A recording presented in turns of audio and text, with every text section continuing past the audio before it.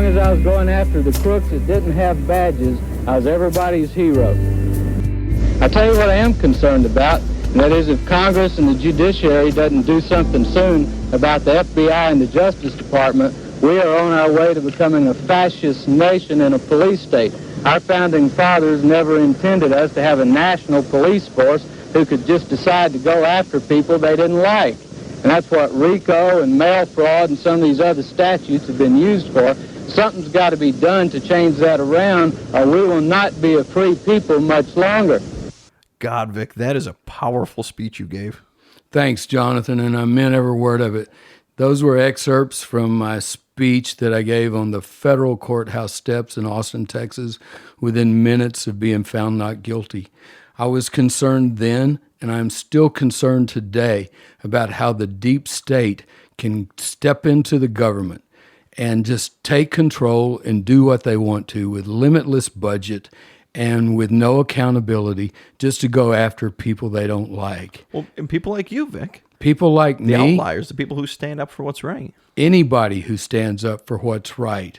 And sometimes they do it to just somebody to make a scapegoat out of them. Right. Oh, we've got this crime we need to get solved, so we'll make a scapegoat out of them. And they take off with no accountability, no interest in justice. Some of these people need to get down on their knees and pray and say, God, give me an idea of what justice is, because I ain't doing it. Right. Because they're not. And by deep state, don't get me wrong, I'm not talking about these guys sitting around wearing the tinfoil hats. What's wrong with my tinfoil hat, Vic? Well, Jonathan, you look good in it. But I mean the ones in the basement looking for the UFOs, and there may be UFOs, I don't know. But I'm just talking about what I mean when I say deep state.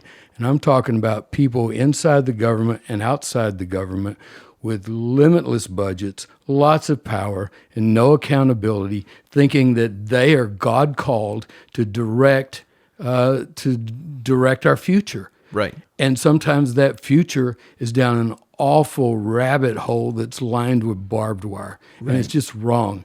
I don't know if it's the puppet master or the cabal, or if we're just talking about runaway bureaucracy. Right. But people, there are folks who have evil in their hearts. They can't help it. They're born that way, and they don't even see it. When Jesus would yell at the Pharisees across the street, you know, he was nice to everybody.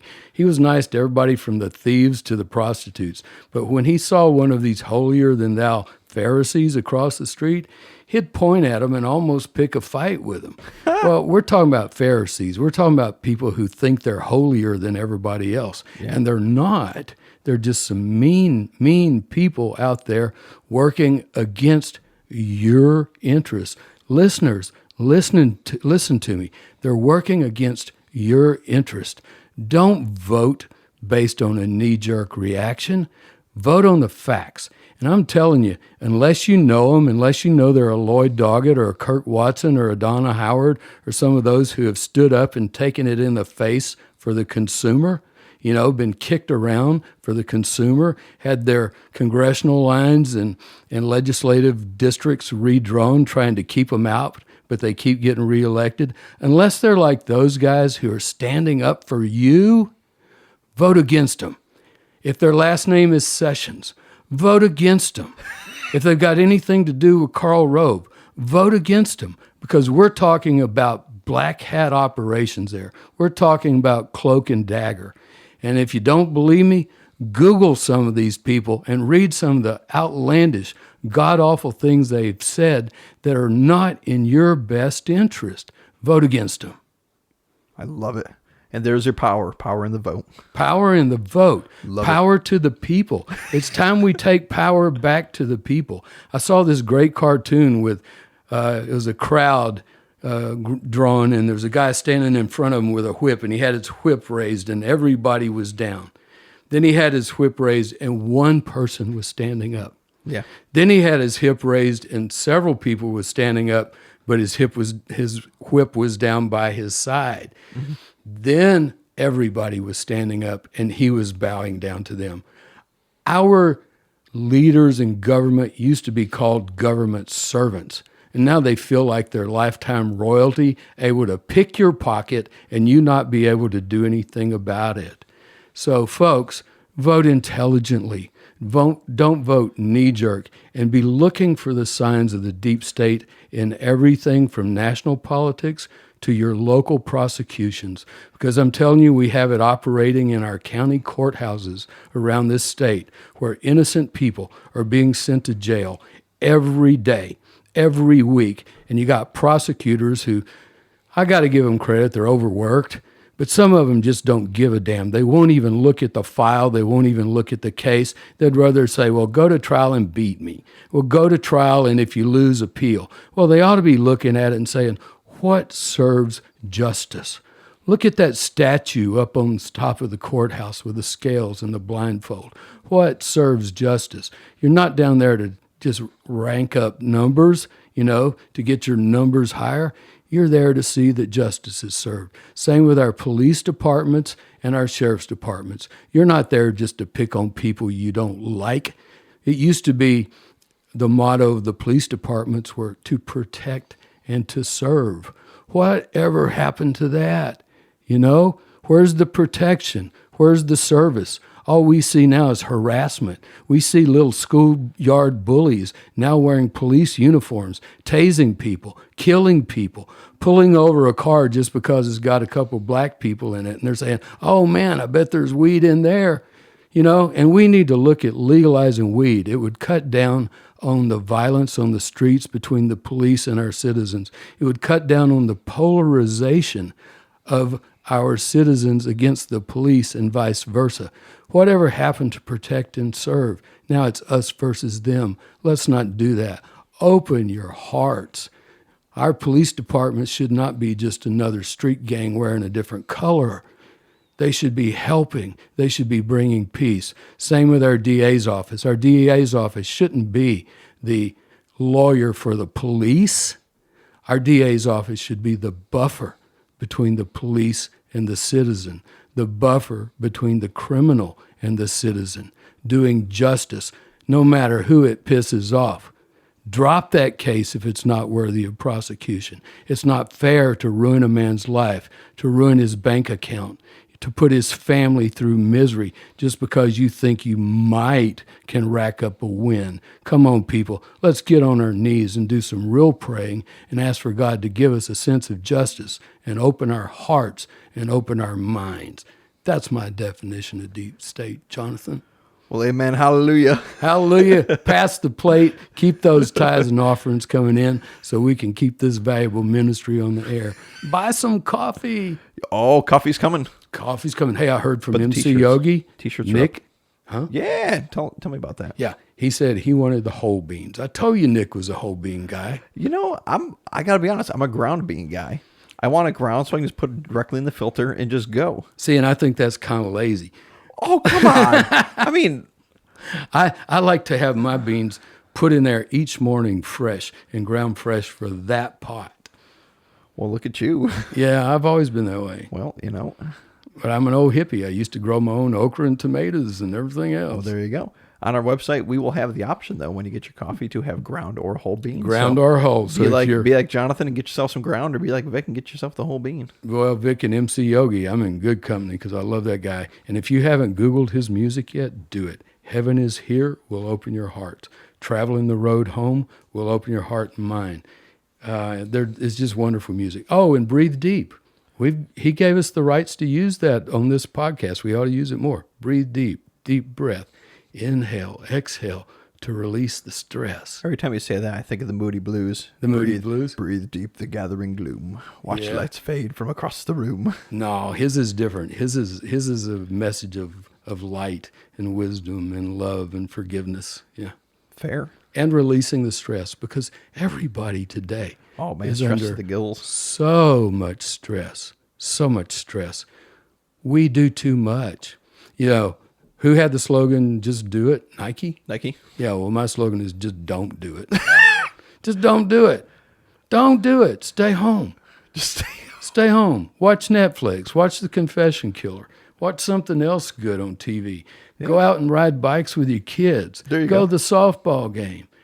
Play cards with your wife, whatever. But quit doing all that expensive punching the ticket and keeping you in debt and using that plastic so that those corporation banks can make a slave out of you. You know, Spike Lee's production company is called 40 Acres and a Mule because that's what the Reconstructionists were offering all the slaves after the Civil War, 40 acres and a mule. And they didn't get to keep that 40 acres and a mule very long, and most of them never got it. You know? Jeez. Well, that's what they're doing to us now with this credit card debt. When you're paying, when a bank will pay you 1% or 2% on your savings and a credit card is charging you 18% plus, you are a slave. Remember that old Tennessee Earl Ford song? 15 tons. What do you get? Another day older and deeper in debt. St. Peter, don't take me because I can't go. I owe my soul to the company store. That's it. That's it. I used to listen to him when I was a little kid, and he's absolutely right. You know, you go from slave to sharecropper, and with this plastic, back to slave. No. And with wages what they are. Yeah. And compared to cost of living. And our jobs being exported overseas. I remember when General Tire closed in Waco, it broke so many hearts. 5,000 wage earners were employed out there. Wow. And they said, hey guys, we're sending all this work to the Philippines. We can get little kids to operate these plants. They lose an arm, you know, they won't sue us. And then we can ship these tires back and sell it to the consumers, and you guys are out of a job. And that's what happened to 5,000 good voting. That's a lot of people in a town of this size, Vic. A lot of people. And that was the second big hit. The first big hit was when James Connolly Air Base closed. Wow, that put a lot of people out of work, too. Because out at where the technical college is now, that used to be James Connolly Air Base. Oh, cool. Yeah. Crazy times. Crazy times. Well, talking about crazy times, do you want to jump into this thing? Yeah, I do. We're going to pick back up on the interview that we did with my ex-wife, Bernie. Yes. When she was talking about the day I was arrested. Yes. And the search of our house, where 12 or 14 agents converged on our house and just ransacked it. Part of their intimidation attempt. When they killed our dog. When they scared the life out of my poor little boy, Greg. 4 years old, and showing him a gun and making him get in the car and not letting him sit with his mama, and all the stuff that went on. And then what they were doing to me at the courthouse, arresting me, making me do the perp walk, taking me to the courthouse and holding me over at the federal courthouse while 12 agents searched every piece of paper in the DA's office. That's crazy. And they still couldn't come up with anything to convict me with. It was just a show. Yeah. It was just a show. Dog and pony show. They were hoping to find something on me. They had nothing and were hoping to find something. And thank God I'd either been too clean or too busy to get in trouble. Fair enough. Yeah. Idle hands become the devil's workshop. Yeah, that's true. My mom used to tell me that all the time. Is that right? Boy, she kept my butt busy all the time. And I think I've mentioned before, whenever I do a killer cross-examination, I always bow my head and go, thank you, Mom. Because she's the one who taught me how to do it. Is that right? Oh, yeah. I was like, come on, answer me, Vic. It don't matter what you say. You say anything. I'll show you where you're wrong. Oh, God. And that's how I can do with a witness. Just answer it. I don't care what you say. It's wrong. I'll show you how it's wrong. Yeah. Perfect. But I just take cases, and criminal cases, the people I believe in. Sure. And people I think are being treated unjustly. And the same with the car wreck cases, because the insurance companies have become such bullies themselves because they have the protection of the Supreme Court of Texas. They have the protection of the Texas legislature in their corner, rooting for them. And every time the plaintiff, every time the consumer makes any bit of progress, they go and write a case or pass a new law to take that little bit of progress away. And people, you are being screwed left and right. You're being screwed by that politician who shakes your hand and smiles at you, pats you on the back and calls you buddy. Don't you believe it? If they're in there, and you don't already know them and believe in them, that they're for you, vote against them. And my personal thing, find out if they're for legalizing weed. We want to help our economy. Oh my goodness. it would support our school system. It would take burdens off the backs of regular taxpayers, and with the accoutrement sales that go along with it, pipes, rolling papers, Bongs, munchies, all kinds of stuff, and all the little stores that would pop up, and the CBD oil that they're already proven, is curing cancer. Yeah. Yet you've got politicians who say, no, you can't have it because we want you to take opioids. Yeah. No, you can't have it because we want you to take these expensive cancer treatments. No, you can't have it because it might be good for you and it might put some of my rich crook friends out of business. That's the deep state I'm talking about. I'm not talking about the black helicopters, although if we go much longer, I don't agree with much anything Alex Jones says. I don't. I knew Alex back when he was sane. I'd love to be on his show sometime, just maybe do some therapy with him, because I still love Alex Jones, but it's not that tinfoil hat stuff. Although I got to tell you, he could be a voice crying in the wilderness if we don't start turning this around soon. Because if the people finally get enough, we've pushed far enough that we've just had enough, well, the black helicopters could show up. And I'm telling you, you're talking to a guy who's been led away in handcuffs just because I ticked off the wrong people. Yeah, so, everybody knows. You want to go back to Bernie's interview? Yes, let's get back to Anything you want to share with us first? Let's share our exciting news now and share it again at the end of the show. Well, exciting in that we have a bunch of great guests getting lined up. And the first one will be here in just over a week. And that is Mr. Jason Baldwin. Yeah, we'll be interviewing him just over a week, probably be on the following week. He's coming up to the office to hang out with us and talk biz. Tell us about who Jason is. So Jason was one of the West Memphis Three, and they were arrested for the supposed homicides of three young kids in West Memphis, Arkansas. And it's an absolutely insane story. They were finally let out just in the 2000s. And they took what is known as Alfred pleas, which basically says, we're guilty, but they're going to let us out anyways. And they've been locked up for 18 or 20 years. 18 and a half years. Yeah. And there was three of them. Two of them got life sentences, and one was put on death row. Yeah. So it's a crazy story, and I can't wait to hear it from that point of view, because it's so insane, Vic. And those guys were so innocent. Yeah. I have watched the movie Paradise Lost, and this weekend I watched Peter Jackson. He did Lord of the Rings. Yeah, he did a whole one. And he came out and did one called West of Memphis. Wow. And it brings it through conclusion. It brings and shows them finally getting out of prison. I was sitting there watching it thinking, these boys are going to have to go to federal court getting relief. But thank God the state court in Arkansas, the state Supreme Court, they had more common sense and more balls than the state court in Stephen Avery's case. Right. I'm telling you, if I had been on the court in Stephen Avery's case, that man would have gotten a new trial. There are just too many things wrong with that conviction. Yeah. When I pick a jury now, I'm going to ask, has anybody seen Making of a Murder? And if they have, I'm going to say, you think Stephen Avery is guilty or innocent? If they say guilty, I don't want them on my jury. There you go. Man. I don't. They got actually closed a great minds. Dire question. They got closed minds. And just like these three young men, the two with Jason Baldwin, you Google it. A lot of Google people still think they're guilty. Yeah, man. And there's not a shred of evidence that they did it.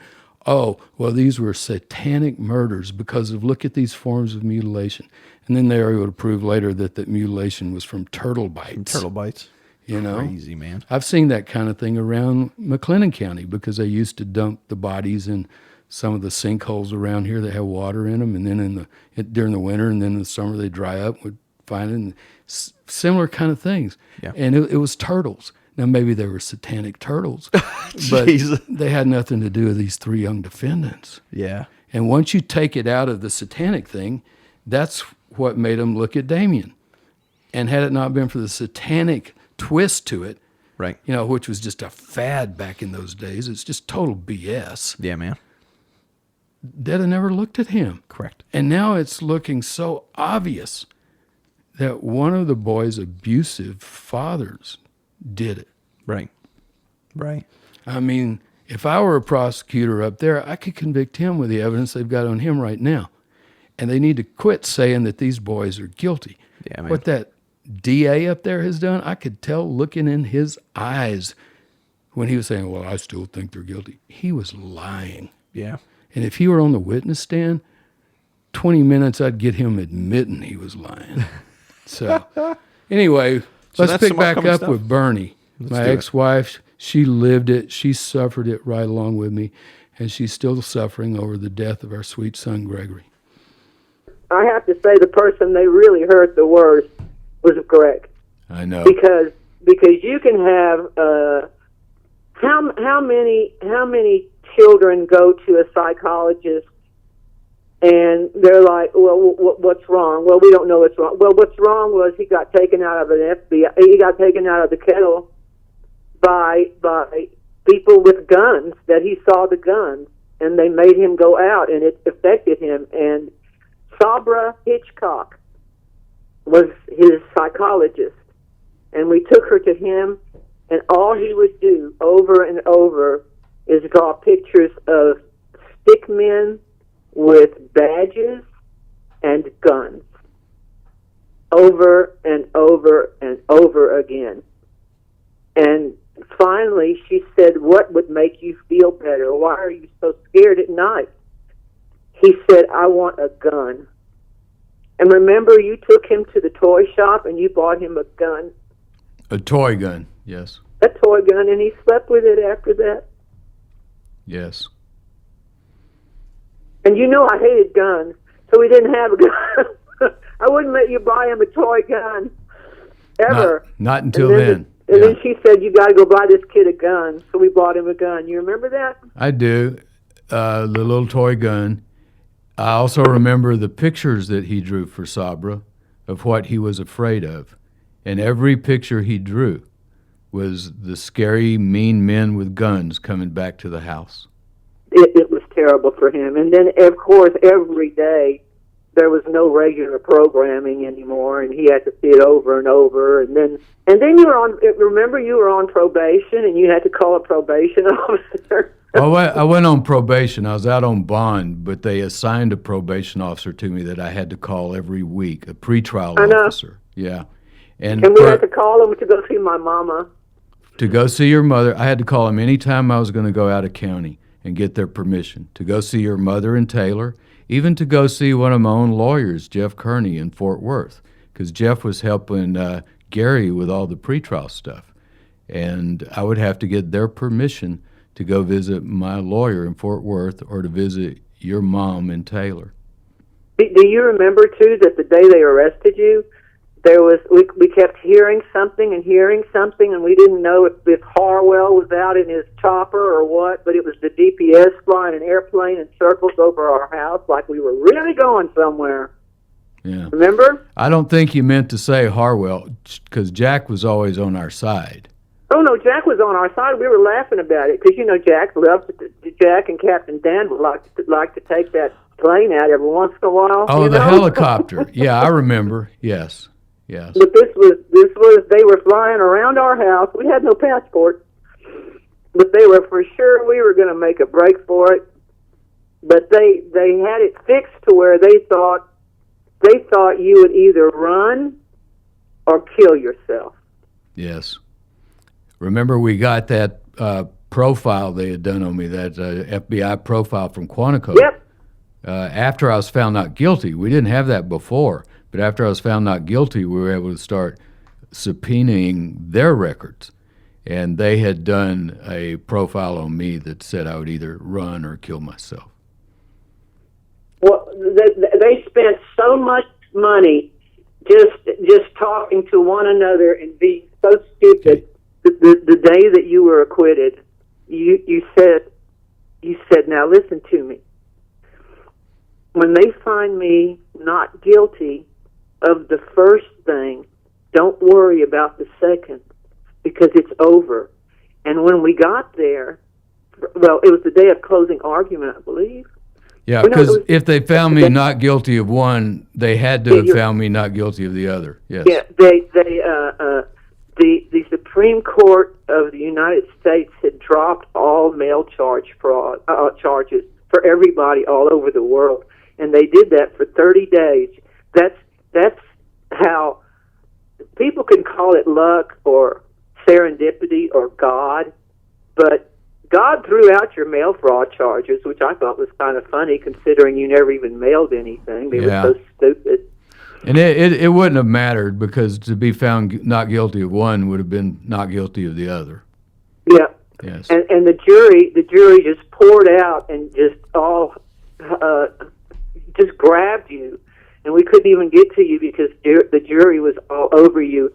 And the judge said that everyone had to be quiet, or he was going to throw us all out. Yeah. And no one would be quiet. Everyone screamed and hollered and cried, and the judge gave up. And it was beautiful. And Walter Smith sniveled out somewhere and left. Yeah, I remember that.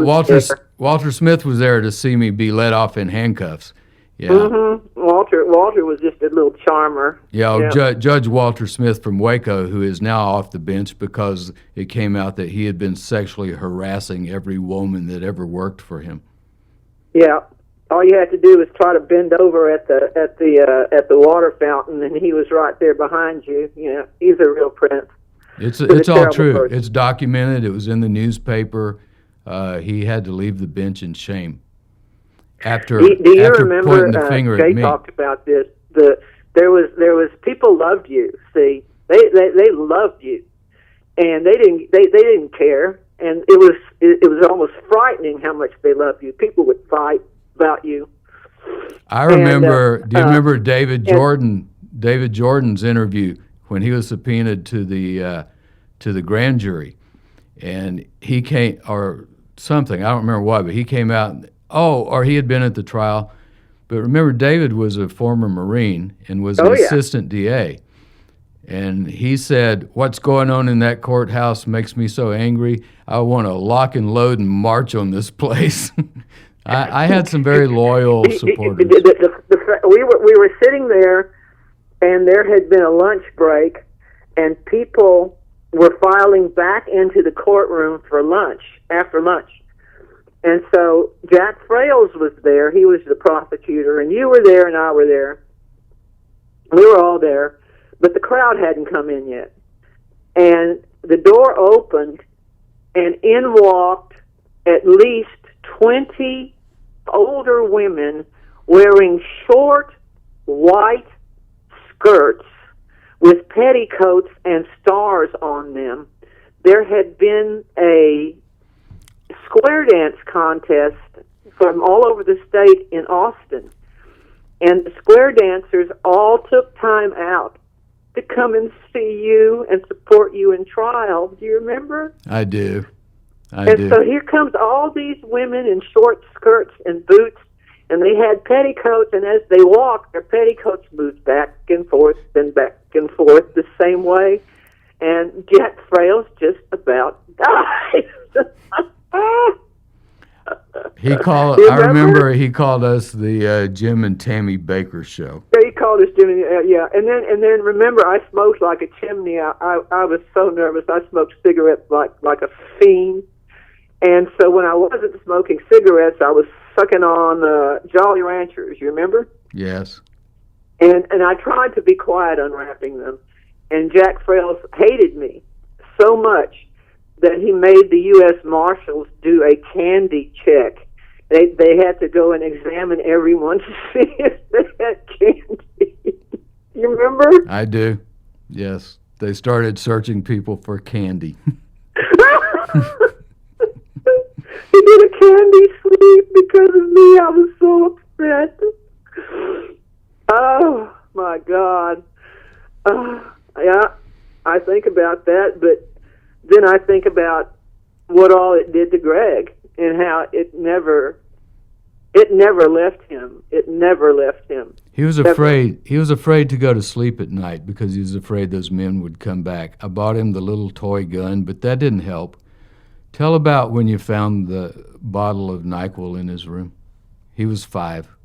Greg had trouble sleeping because he would dream about the black-hearted bad guys coming to get him, and that was the FBI. And he never could get past it. And worse than that was that he would sleep at night and see you handcuffed over and over, and he would check on you because he was afraid they were going to come back and take you away again and never bring you back. And so he got to where he was afraid to sleep. And I didn't know it, and you didn't know it, but we would buy NyQuil if someone was sick, and so we had NyQuil in the house, and then it disappeared. And then I went to his room and found that he had been drinking NyQuil. He had drank all the NyQuil. And it became obvious that we had missed the fact that our son was on NyQuil every night to try to soothe the pain because he was afraid of sleep. Because he was afraid that the cops would come and get us all again. And so that's where it started with NyQuil. Yeah. I know this is hard. Well, I just, what prepares you? What on earth prepares you for a little boy, and he's already a NyQuil addict, and you had no idea? He couldn't sleep. And a lot of times he would sleep with us, and he would be frightened, and we didn't know how to make it stop. And we took him to doctor after doctor after doctor. And then after he was older, it was rehab after rehab after rehab. And it was always the same issue. And he was such a wonderful boy. He was a genius. He was smart, but every once in a while the fear would grip him, and he would start self-medicating. It wasn't like he self-medicated all the time. It just ever so often. It seemed to be like a 6-month cycle. Oh God, September was always horrible. September. It was like I think what they call a fugue. Yeah, because it was September when they arrested me. And I would always just think, oh my God, September's coming. September was horrible always. And then he got hit by the car, and that pretty much was the end of it all. Yeah. Yeah. Yeah, that was the end. That was 2013? I think so. And that did it. Whatever capacity he had to stop, once he had brain surgery and every bone in his body broken, it was no way out. There was a complete downhill slide. He tried, and he wanted to be a better man for his kids. And he would talk about it, and he would promise to be a better man. And I believe he wanted to be, but he hated himself, and he couldn't, and he finally he's gone. Do you feel like talking about Jan Patterson? Oh, I love talking about Jan Patterson. What do you remember about Jan Patterson? That she had ugly teeth. I remember that she made me angry in Cleburne because you were real cute back then.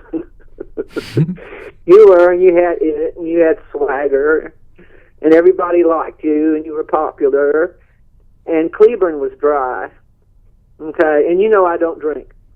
Yes. Everybody who knows me knows I do not drink, don't like it. And Jan Patterson just had it in her head that you had to go with her to another county and drink. And it made me jealous. That's when I was up there trying the Deeb case. I told you about that, and I couldn't figure out why she wanted me to go have a drink with her. And then it was like, I thought she was, getting all randy with you because she wasn't a cute thing, and I was like a little mad about it. She was like, "Oh, come on, let's just drive over there and get us a drink. It's only a few miles away." And she wasn't inviting me to go get a drink. And then after it was real clear that I was not going to go talk with her, that's when she suddenly got angry and said, "Well, I just want to tell you, stay out of the Lucas thing." Because I remember. It had just started leaking out that we were going to look into the Lucas confessions. She said, you stay out of that Lucas thing. I'm here to tell you right now, you stay out of it, because if you don't, you'll regret it.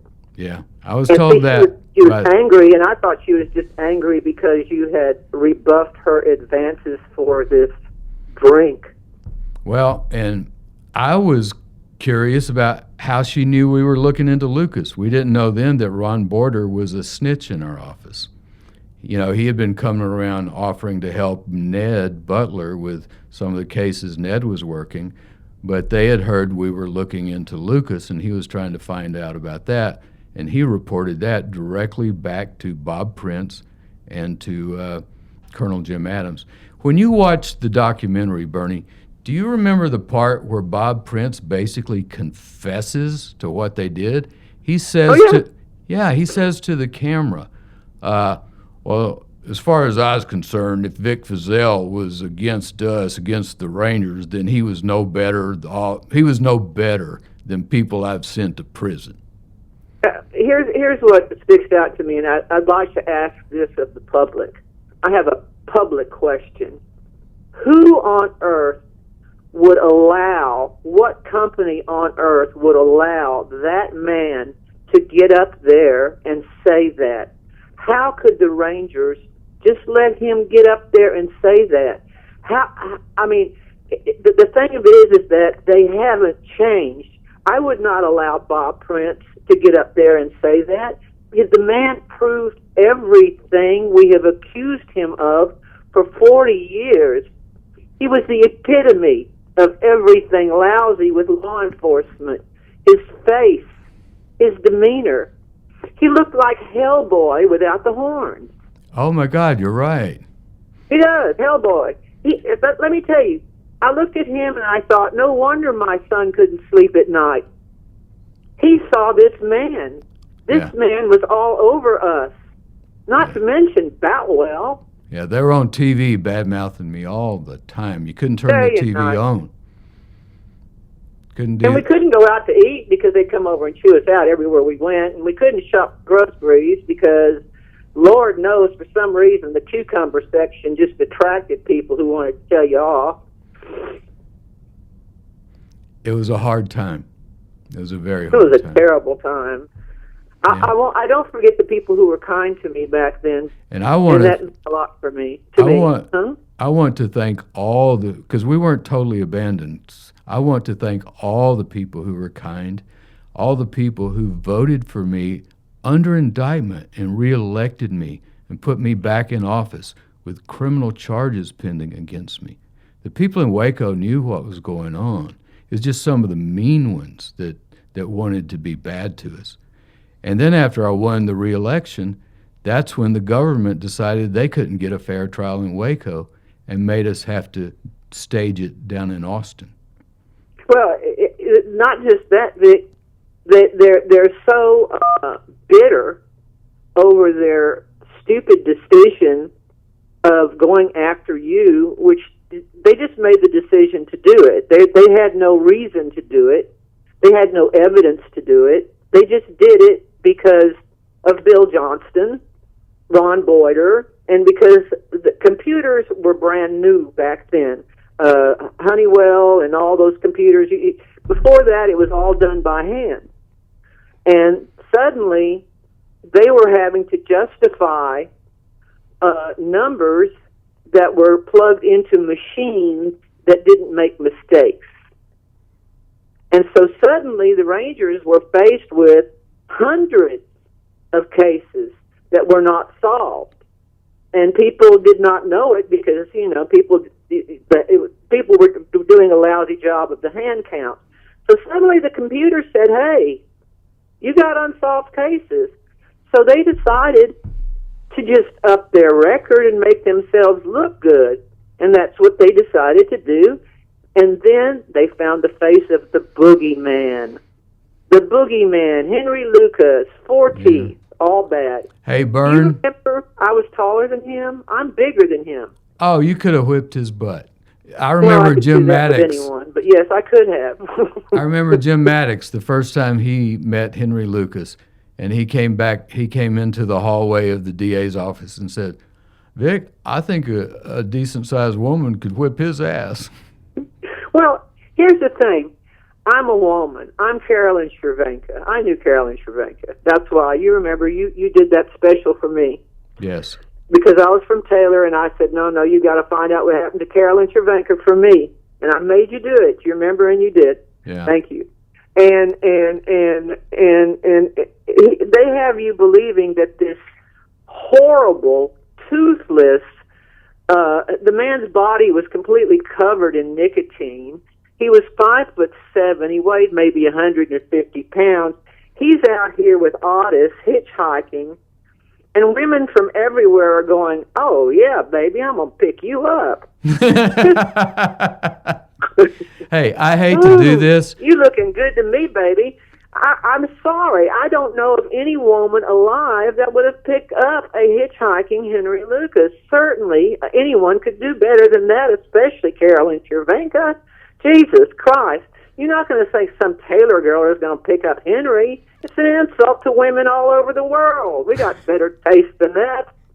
That's funny, but it's true. As far as your actions in the Henry Lee Lucas investigation, would you do anything differently now? I would like to think that I would. I've been through so much, and I've seen my wife cry herself to sleep too many nights. You know, I might do it different and just leave it alone. But I have a little boy that I'm trying to raise to do what's right. You know, and if I'm going to tell him to do what's right, I think I've got to do what's right, regardless of the consequences. And feel free to visit Bernie's blog. It is called I'm Mad Too, Harry, and you can find it through a simple Google search.